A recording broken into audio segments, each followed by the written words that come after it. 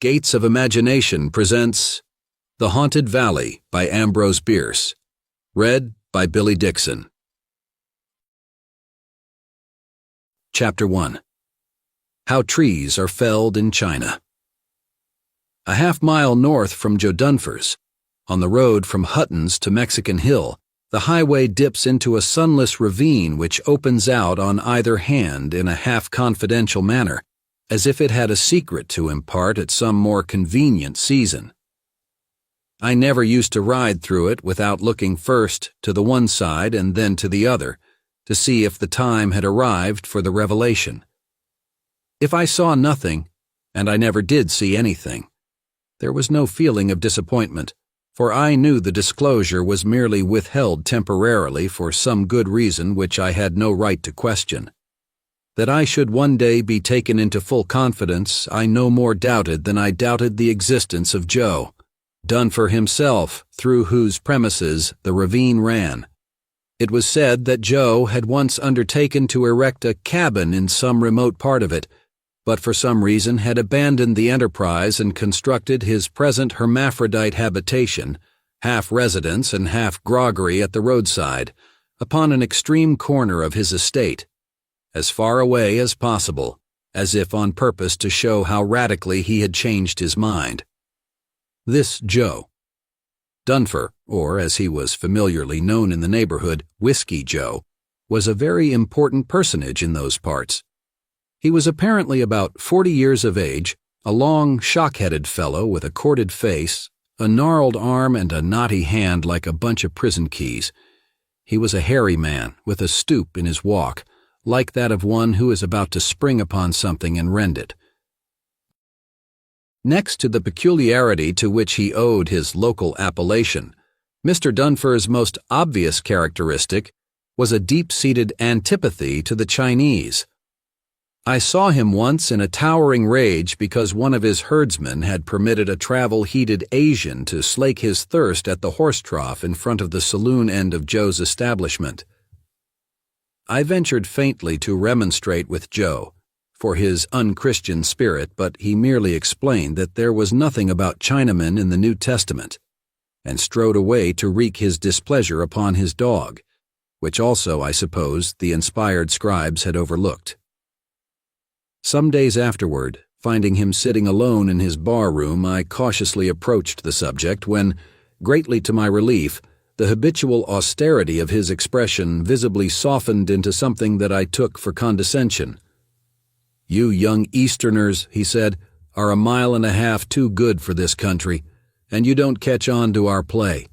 People who don't know a Chileno from a Kanaka can afford to hang out liberal ideas about Chinese immigration, but a fellow that has to fight for his bone with a lot of mongrel coolies hasn't any time for foolishness."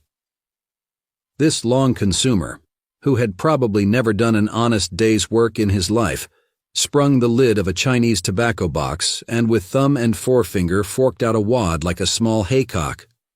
Holding this reinforcement within supporting distance, he fired away with renewed confidence. "They're a flight of devouring locusts, and they're going for everything green in this God-blessed land if you want to know." Here he pushed his reserve into the breach, and when his gabble gear was again disengaged, resumed his uplifting discourse. "I had one of them on this ranch 5 years ago, and I'll tell you about it, so that you can see the nub of this whole question.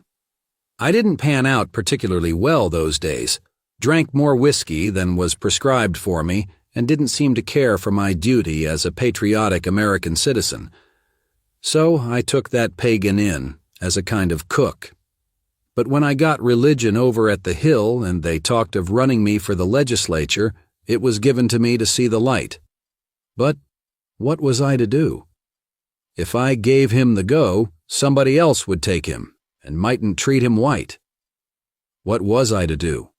What would any good Christian do, especially one new to the trade and full to the neck with the brotherhood of man and the fatherhood of God?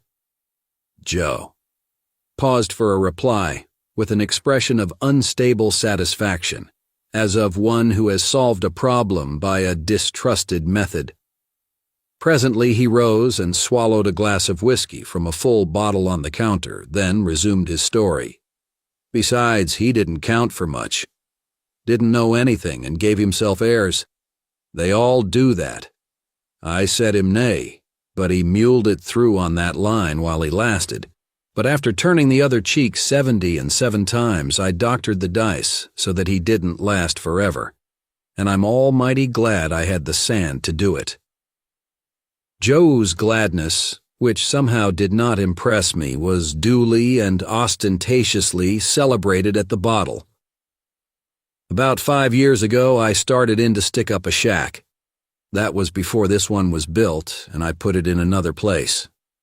I set Ah-wee and a little cuss named Gopher to cutting the timber. Of course, I didn't expect Ah-wee to help much, for he had a face like a day in June and big black eyes. I guess maybe they were the damnedest eyes in this neck of woods. While delivering this trenchant thrust at common sense, Mr. Dunfer absently regarded a knothole in the thin board partition separating the bar from the living room, as if that were one of the eyes whose size and color had incapacitated his servant for good service. "Now you Eastern galoots won't believe anything against the yellow devils," he suddenly flamed out with an appearance of earnestness not altogether convincing. "But I tell you that Chinese man was the perversest scoundrel outside San Francisco. The miserable pigtail Mongolian went to hewing away at the saplings all round the stems, like a worm of the dust gnawing a radish. I pointed out his error as patiently as I knew how, and showed him how to cut them on 2 sides so as to make them fall right. But no sooner would I turn my back on him, like this, and he turned it on me, amplifying the illustration by taking some more liquor, then he was at it again. It was just this way. While I looked at him so, regarding me rather unsteadily and with evident complexity of vision, he was all right, but when I looked away so, taking a long pull at the bottle, he defied me. Then I'd gaze at him reproachfully, so, and butter wouldn't have melted in his mouth.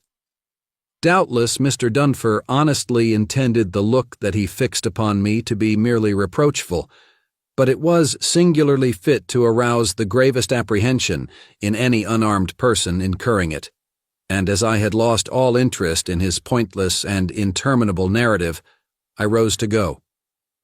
Before I had fairly risen, he had again turned to the counter and with a barely audible "so" had emptied the bottle at a gulp. Heavens, what a yell! It was like a titan in his last, strong agony. Joe staggered back after emitting it, as a cannon recoils from its own thunder, and then dropped into his chair, as if he had been knocked in the head like a beef, his eyes drawn sidewise toward the wall with a stare of terror. Looking in the same direction, I saw that the knothole in the wall had indeed become a human eye, a full black eye that glared into my own with an entire lack of expression more awful than the most devilish glitter. I think I must have covered my face with my hands to shut out the horrible illusion, if such it was, and Joe's little white man-of-all-work coming into the room broke the spell, and I walked out of the house with a sort of dazed fear that delirium tremens might be infectious. My horse was hitched at the watering trough, and untying him I mounted and gave him his head, too much troubled in mind to note whither he took me. I did not know what to think of all this, and like everyone who does not know what to think, I thought a great deal, and to little purpose. The only reflection that seemed at all satisfactory was that on the morrow I should be some miles away, with a strong probability of never returning. A sudden coolness brought me out of my abstraction, and looking up I found myself entering the deep shadows of the ravine. The day was stifling, and this transition from the pitiless visible heat of the parched fields to the cool gloom, heavy with pungency of cedars and vocal with twittering of the birds that had been driven to its leafy asylum, was exquisitely refreshing. I looked for my mystery as usual, but not finding the ravine in a communicative mood, dismounted, led my sweating animal into the undergrowth, tied him securely to a tree, and sat down upon a rock to meditate. I began bravely by analyzing my pet superstition about the place. Having resolved it into its constituent elements, I arranged them in convenient troops and squadrons, and collecting all the forces of my logic, bore down upon them, from impregnable premises, with the thunder of irresistible conclusions and a great noise of chariots and general intellectual shouting. Then, when my big mental guns had overturned all opposition and were growling almost inaudibly away on the horizon of pure speculation, the routed enemy straggled in upon their rear, massed silently into a solid phalanx, and captured me, bag and baggage. An indefinable dread came upon me. I rose to shake it off and began threading the narrow dell by an old grass-grown cow path that seemed to flow along the bottom as a substitute for the brook that nature had neglected to provide. The trees among which the path straggled were ordinary, well-behaved plants, a trifle perverted as to trunk and eccentric as to bough, but with nothing unearthly in their general aspect. A few loose boulders, which had detached themselves from the sides of the depression to set up an independent existence at the bottom, had dammed up the pathway here and there, but their stony repose had nothing in it of the stillness of death. There was a kind of death-chamber hush in the valley, it is true, and a mysterious whisper above. The wind was just fingering the tops of the trees, that was all. I had not thought of connecting Jo. Dunfer's drunken narrative with what I now sought, and only when I came into a clear space and stumbled over the level trunks of some small trees did I have the revelation. This was the site of the abandoned shack. The discovery was verified by noting that some of the rotting stumps were hacked all round in a most unwoodmanlike way, while others were cut straight across, and the butt ends of the corresponding trunks had the blunt wedge form given by the axe of a master. The opening among the trees was not more than 30 paces across.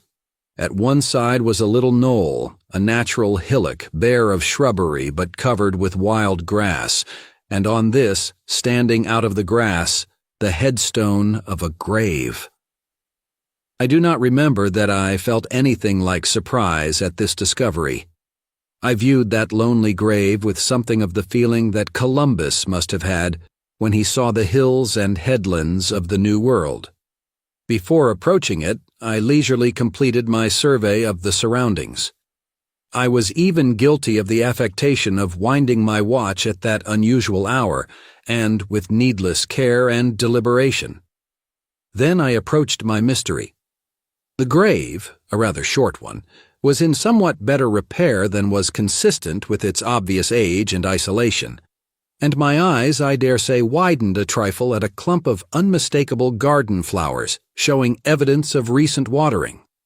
The stone had clearly enough done duty once as a doorstep. In its front was carved, or rather dug, an inscription. It read thus: Ah Wee, Chinese. Age unknown. Worked for Jo. Dunfer.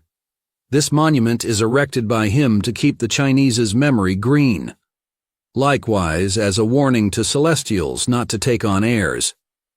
Devil take 'em, she was a good egg. I cannot adequately relate my astonishment at this uncommon inscription. The meager but sufficient identification of the deceased, the impudent candor of confession, the brutal anathema, the ludicrous change of sex and sentiment, all marked this record as the work of one who must have been at least as much demented as bereaved. I felt that any further disclosure would be a paltry anti-climax, and with an unconscious regard for dramatic effect, turned squarely about and walked away. Nor did I return to that part of the county for 4 years. Chapter 2. Who drives sane oxen should himself be sane. Gee up there, old fuddy-duddy!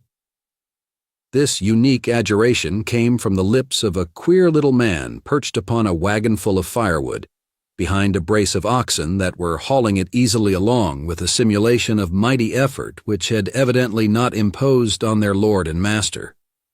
As that gentleman happened at the moment to be staring me squarely in the face as I stood by the roadside, it was not altogether clear whether he was addressing me or his beasts, nor could I say if they were named Fuddy and Duddy and were both subjects of the imperative verb to gee up. Anyhow, the command produced no effect on us, and the queer little man removed his eyes from mine long enough to spear Fuddy and Duddy alternately with a long pole, remarking quietly but with feeling, "Durn your skin," as if they enjoyed that integument in common. Observing that my request for a ride took no attention, and finding myself falling slowly astern, I placed one foot upon the inner circumference of a hind wheel and was slowly elevated to the level of the hub, whence I boarded the concern sans cérémonie and scrambling forward seated myself beside the driver, who took no notice of me until he had administered another indiscriminate castigation to his cattle, accompanied with the advice to "buckle down, you derned incapable." Then the master of the outfit, or rather the former master, for I could not suppress a whimsical feeling that the entire establishment was my lawful prize, trained his big black eyes upon me with an expression strangely and somewhat unpleasantly familiar, laid down his rod, which neither blossomed nor turned into a serpent as I half expected, folded his arms and gravely demanded, "What did you do to whiskey?" My natural reply would have been that I drank it, but there was something about the query that suggested a hidden significance, and something about the man that did not invite a shallow jest. And so, having no other answer ready, I merely held my tongue, but felt as if I were resting under an imputation of guilt, and that my silence was being construed into a confession. Just then a cold shadow fell upon my cheek and caused me to look up. We were descending into my ravine. I cannot describe the sensation that came upon me. I had not seen it since it unbosomed itself 4 years before, and now I felt like one to whom a friend has made some sorrowing confession of crime long past and who has basely deserted him in consequence. The old memories of Joe, Dunfer, his fragmentary revelation, and the unsatisfying explanatory note by the headstone came back with singular distinctness. I wondered what had become of Joe, and I turned sharply round and asked my prisoner. He was intently watching his cattle, and without withdrawing his eyes replied, "Gee up, old terrapin. He lies aside of Ah-wee up the gulch. Like to see it? They always come back to the spot. I've been expecting you. Whoa." At the enunciation of the aspirate, Fuddy-Duddy, the incapable terrapin, came to a dead halt, and before the vowel had died away up the ravine had folded up all his 8 legs and lain down in the dusty road regardless of the effect upon his derned skin. The queer little man slid off his seat to the ground and started up the dell without deigning to look back to see if I was following, but I was. It was about the same season of the year, and at near the same hour of the day, of my last visit. The jays clamored loudly and the trees whispered darkly as before, and I somehow traced in the two sounds a fanciful analogy to the open boastfulness of Mr. Joe, Dunfer's mouth and the mysterious reticence of his manner, and to the mingled hardihood and tenderness of his sole literary production, the epitaph. All things in the valley seemed unchanged, excepting the cow path, which was almost wholly overgrown with weeds. When we came out into the clearing, however, there was change enough. Among the stumps and trunks of the fallen saplings, those that had been hacked China fashion were no longer distinguishable from those that were cut Melican way. It was as if the old world barbarism and the new world civilization had reconciled their differences by the arbitration of an impartial decay, as is the way of civilizations.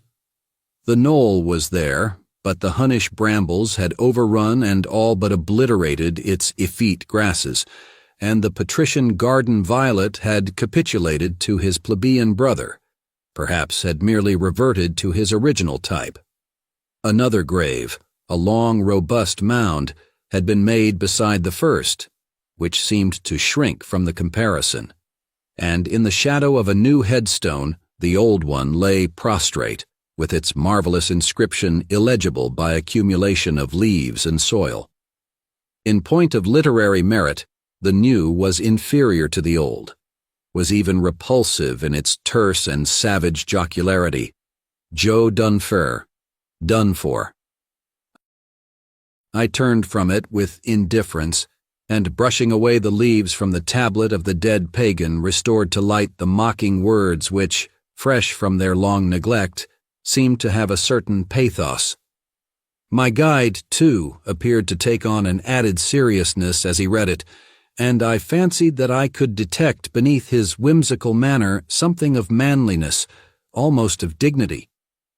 But while I looked at him, his former aspect, so subtly inhuman, so tantalizingly familiar, crept back into his big eyes, repellent and attractive. I resolved to make an end of the mystery if possible. "My friend," I said, pointing to the smaller grave, "did Jo Dunfer murder that Chinese guy?" He was leaning against a tree and looking across the open space into the top of another, or into the blue sky beyond. He neither withdrew his eyes nor altered his posture as he slowly replied, "No, sir. He justifiably homicided him." "Then he really did kill him." "Kill him? I should say he did, rather. Doesn't everybody know that? Didn't he stand up before the coroner's jury and confess it? And didn't they find a verdict of came to his death by a wholesome Christian sentiment workin' in the Caucasian breast? And didn't the church at the Hill turn whiskey down for it? And didn't the sovereign people elect him justice of the peace to get even on the gospelers? I don't know where you were brought up. But did Jo do that because the Chinese did not or would not learn to cut down trees like a white man? Sure, it stands so on the record, which makes it true and legal. My knowing better doesn't make any difference with legal truth. It wasn't my funeral, and I wasn't invited to deliver an oration. But the fact is, Whiskey was jealous of me, and the little wretch actually swelled out like a turkey cock and made a pretense of adjusting an imaginary necktie, noting the effect in the palm of his hand, held up before him to represent a mirror. "Jealous of you?" I repeated with ill-mannered astonishment. "That's what I said. Why not? Don't I look all right?" He assumed a mocking attitude of studied grace and twitched the wrinkles out of his threadbare waistcoat. Then, suddenly dropping his voice to a low pitch of singular sweetness, he continued, "Whiskey thought a lot of that Chinese. Nobody but me knew how I doted on him. Couldn't bear him out of his sight, the derned protoplasm, and when came down to this clearin' one day and found him and me neglectin' our work, him asleep and me grapplin' a tarantula out of his sleeve, Whiskey laid hold of my axe and let us have it good and hard. I dodged just then, for the spider bit me, but we got it bad in the side and tumbled about like anything. Whiskey was just weighing me out when Wynne saw the spider fastened on my finger. Then he knew he'd made a jackass of himself. He threw away the axe and got down on his knees alongside of Wee, who gave a last little kick and opened his eyes. He had eyes like mine, and putting up his hands, drew down Whiskey's ugly head and held it there while he stayed. That wasn't long, for a trembling ran through him, and he gave a bit of a moan and beat the game." During the progress of the story, the narrator had become transfigured. The comic, or rather the sardonic element, was all out of him, and as he painted that strange scene, it was with difficulty that I kept my composure. And this consummate actor had somehow so managed me that the sympathy due to his dramatis personae was given to himself. I stepped forward to grasp his hand when suddenly a broad grin danced across his face, and with a light, mocking laugh he continued, "When Whiskey got his nut out of that, he was a sight to see. All his fine clothes, he dressed mighty blind in those days, were spoiled everlastin'. His hair was tousled, and his face, what I could see of it, was whiter than the ace of lilies. He stared once at me and looked away as if I didn't count, and then there were shootin' pains chasin' one another from my bitten finger into my head, and it was gopher to the dark. That's why I wasn't at the inquest." "But why did you hold your tongue afterward?" I asked. "It's that kind of tongue," he replied, and not another word would he say about it. "After that, Whiskey took to drinking harder and harder and was rabbiter and rabbiter anti-coolie, but I don't think he was ever particularly glad that he dispelled we.